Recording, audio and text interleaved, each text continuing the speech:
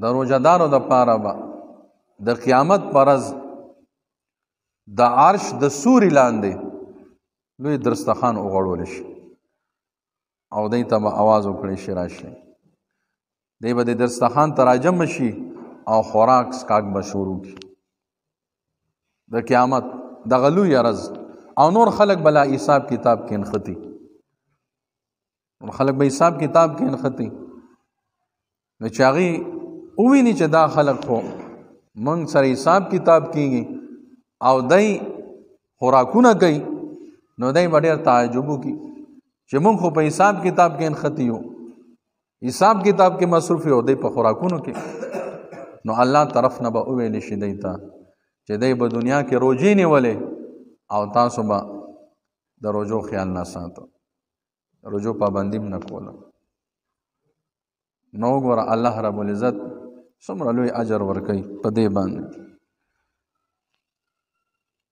نو د خلکو په دنیا کې لږ وخت دپاره خوراک څښاک او نفسانی خواهشات یې پرېښودل، نن د الله د طرف نه دی ته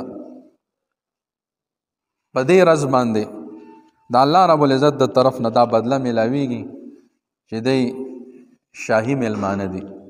شاهي میلمانه دي. د دنیا ورځ او شپه دا خو د 24 غنټې ده او ټوله ورځ خو ورځ شپه روژه نی، بلکې د صبح صادق نواله تر غروب آفتابه پورې دغه روژه.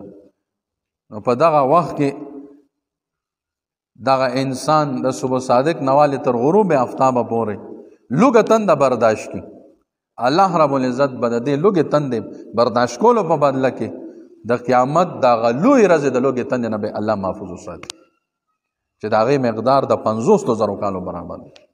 دومره لویه ورځ ده. فی یوم کان مقداره 50,000 سنه، د دې ورځې مقدار دا د 50,000 کالو برابر دی. نو چې دغه د دنیا د ورځې کې 14 15 14 غنټې د دې نه کم او زیات مختلفو ځایونو کې دومره لوږه تندې برداشت کړه، د دې په بدله کې به الله رب العزت د قیامت دغه لویې ورځې د لوږې تندې نه به انسان محفوظ ساتي چې هغه د 50,000 کالو برابر. دومره لوی اجر الله رب العزت ورکوي.